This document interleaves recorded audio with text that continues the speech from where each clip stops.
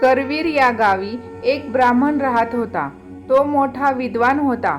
सर्व विद्या त्याला अगदी तोंडपाठ होत्या. त्याला एक मुलगा झाला, पण तो अगदी मंद बुद्धीचा होता. कितीही शिकवले तरी त्याला काहीच येत नसे. तो लहान असतानाच त्याचे आईवडील देवाघरी गेले. तो मुलगा 7 वर्षाचा झाला. त्याची मुंज झाली, पण त्याला संध्या, गायत्री मंत्र काहीच म्हणता येत नाही. विद्वान ब्राह्मणाचा मठ्ठ मुलगा असे सारे लोक त्याची थट्टा करीत. लोक त्याला म्हणत, "अरे मूर्खा, तुझे वडील केवढे विद्वान होते, तू मात्र अगदी धोंडा आहेस. अरे, विद्या नसलेला मनुष्य अगदी पशु होय. विद्वानांची सर्वत्र पूजा होते, तुझ्यासारख्या दगडाची नाही. तुझा जन्म अगदी फुकट आहे."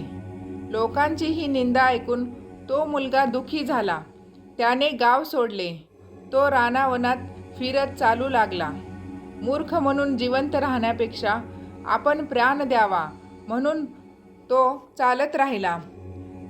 तो फिरत फिरत कृष्णा नदीच्या काठी भिलवडी येथे आला. नदीच्या पलीकडे भुवनेश्वरी देवीचे मंदिर होते. तेथे तो गेला. देवीची कृपा आपल्यावर व्हावी असे त्याला वाटले. त्याने देवीला आपले दुःख सांगितले. 3 दिवस अन्न पाणी न घेता तो देवीच्या पायाजवळ बसून राहिला. देवीची कृपा आपल्यावर होत नाही हे पाहून त्याला फार दुःख झाले.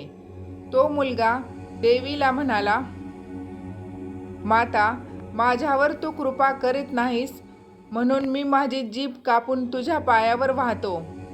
असे म्हणून त्याने आपली जीभ कापली व देवीला अर्पण केली.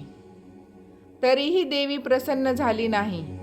तेव्हा तो देवीला म्हणाला, "आता माझ्यावर कृपा केली नाहीस तर उद्या सकाळी मी माझी मान कापीन व माझे मस्तक तुला अर्पण करीन."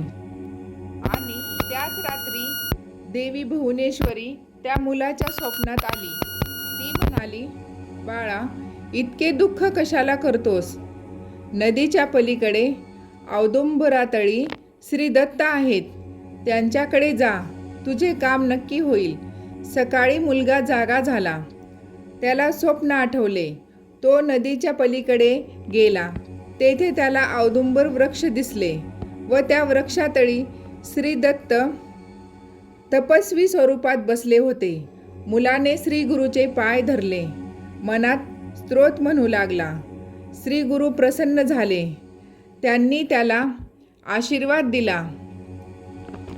श्री गुरूंच्या स्पर्शाने मुलाला जीभ परत मिळाली. त्याच क्षणी त्या मुलाला सर्व विद्या प्राप्त झाला. श्री गुरु म्हणाले, "माझे अगदी मनापासून भक्ती करतील त्यांना सर्व विद्या व सर्व सुखे मिळतील व त्यांचे सर्व दुःख दूर होतील." अशाच प्रकारे मंदबुद्धी मुलाला श्री गुरूंच्या आशीर्वादाने सर्व विद्या प्राप्त झाल्या व तो महान विद्वान पंडित झाला. ओम श्री गुरुदत्ताय नमः.